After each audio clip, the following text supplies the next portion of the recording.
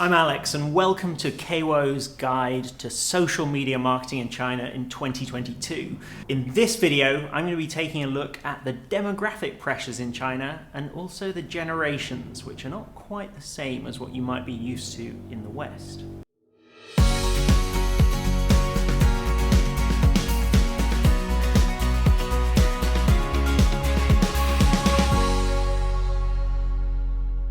Okay, let's get started by taking a look at the demographic pyramid of China. Wow, have you ever seen anything that looked quite like that?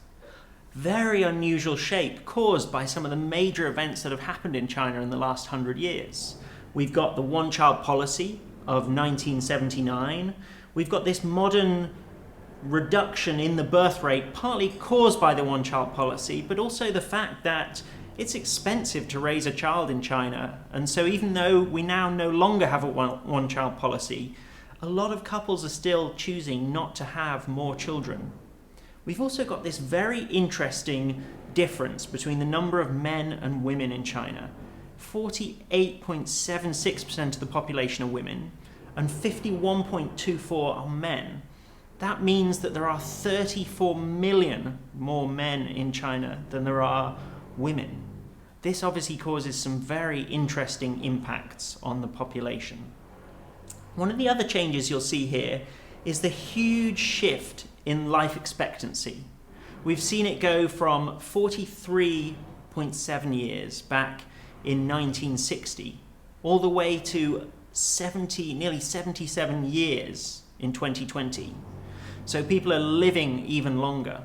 As we heard in the last video, we've got this huge generation of silver spenders, these new consumers whose children are better educated, they've got city jobs, and they're able to provide their parents with a better standard of life. Let's look at generations in China. As one of my good friends said, the difference between him and his grandmother is similar to the difference that a lot of younger Chinese feel between their parents' generation. So in the West, a generation is about 24, 25 years. We're all familiar with Gen X, Gen Y, Gen Z, Gen Alpha. You know, Gen Y gets talked about a lot, the millennials.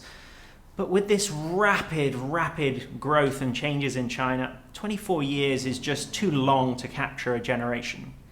So instead, you're going to hear talk of terms like 90后, which means post-90s. Sometimes you'll even hear post-95 talked about as a separate generation of only 5 years in length. It's really interesting looking at what these different generations have been through. 70后, or post-70s, that was the last generation raised in sort of the collective environment. They were more willing to sacrifice for the greater good. The post-80s they were born right after the one-child policy, and in many ways they have seen the greatest amount of change in their lives. They're now in their late 30s and early 40s.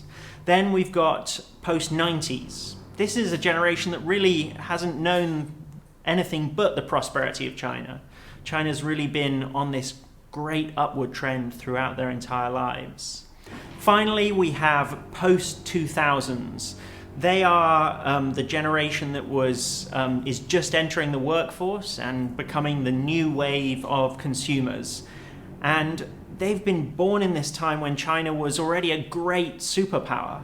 You know, they witnessed the Beijing Olympics when they were just very young, and they've seen so many huge global events involving China in their relatively short lifespans. This ends our series of videos on the demographics and the diversity of China. In our next video, we're really going to be diving into the big tech of China. Who are the tech giants here, and how do they shape this digital ecosystem? Thank you for watching this video, which is part of our series covering KAWO's ultimate guide to China social media marketing in 2022. You can find the full guide at kawo.com/guide. If you want to learn more about KAWO and our platform that helps international brands manage their social media in China, then you can head to kawo.com, where you can also request a demo of our platform. And of course, don't forget to subscribe.